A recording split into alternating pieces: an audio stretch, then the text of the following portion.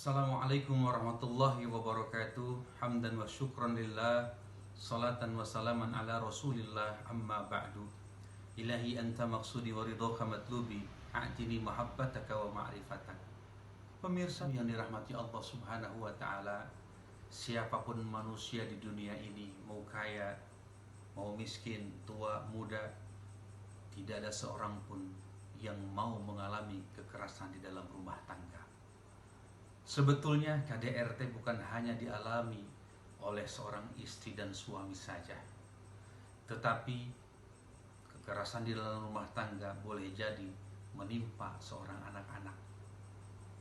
Ketika anak-anak bisa mengalami kekerasan di dalam rumah tangga, tidak sedikit ada seorang ibu yang menyakiti anaknya, seorang bapak yang menelantarkan anaknya, seorang kakak yang menyakiti bahkan memukul adiknya, bahkan naudzubillahi min dzalik, tidak sedikit seorang anak yang tega membunuh ibu kandungnya sendiri.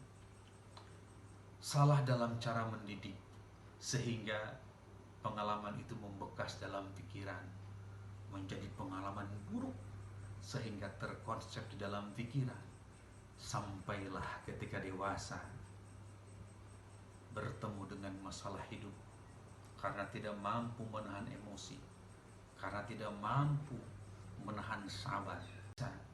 Kaum laki-laki adalah pemimpin bagi kaum wanita. Surat An-Nisa ayat 34. Ketika menafsirkan ayat tersebut, Imam Al-Alusi berkata, tegas mereka para suami adalah pengurus para istri sebagaimana presiden mengurus rakyatnya. Dalam hadis Sahih Bukhari pun disebutkan, kulukum ra'in wa kulukum mas'ulun an ra'iyati.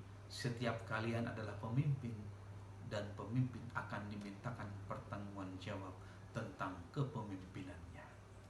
Pemirsa Trans 7 yang dirahmati Allah Subhanahu wa taala, walaupun seorang suami sebagai kepala keluarga, bukan berarti suami bebas melakukan apa saja terhadap istrinya, seperti memukul wajahnya dan menyiksa sampai terluka. Dalam hal ini Islam melarang keras seseorang suami yang melakukan penyiksaan, yang melakukan kekerasan di dalam rumah tangga. Apabila seorang istri minta cerai tanpa sebab yang jelas, maka haram baginya mencium bau surga. Pemirsa yang dirahmati Allah Subhanahu wa taala, apabila mengalami perhara rumah tangga di ujung perceraian, apabila masih bisa dibenahi dengan bersabar lebih baik.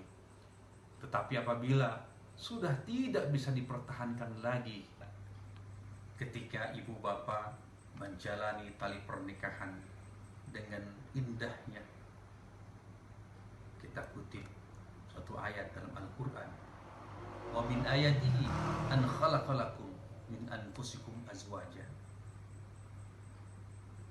Salah satu tanda-tanda kebesaran Allah, Allah memberikan pasangan hidup.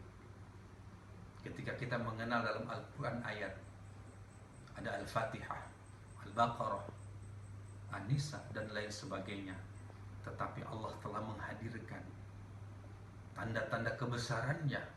Allah menyebutnya ayat, wa min ayatihi. Maka ketika seorang suami yakin bahwa istrinya adalah bagian dari tanda-tanda kebesaran Allah, maka tidak akan ada suami yang melakukan kekerasan di dalam rumah tangga. Begitupun sebaliknya, ketika seorang istri meyakini, Quran pun menyebut bahwa pasangan hidupnya merupakan tanda kebesaran Allah, tidak akan ada seorang istri yang melawan kepada suaminya. Apabila seorang istri minta cerai tanpa sebab yang jelas pun, maka haram baginya mencium bau surga. Apabila kita ditimpa prahara rumah tangga di ujung perceraian, bersabar lebih baik. Tetapi apabila sudah tidak bisa dipertahankan lagi, bahkan sudah melanggar sigo ta'liq yang dibacakan ketika pernikahan dulu, Masya Allah, tabarakallah. Mungkin perceraian adalah jalan yang terbaik. Terima kasih atas perhatiannya. Mohon maaf atas segala kesalahannya. Wallahu muwaffiq ila aqwamit thoriq. Assalamualaikum warahmatullahi wabarakatuh.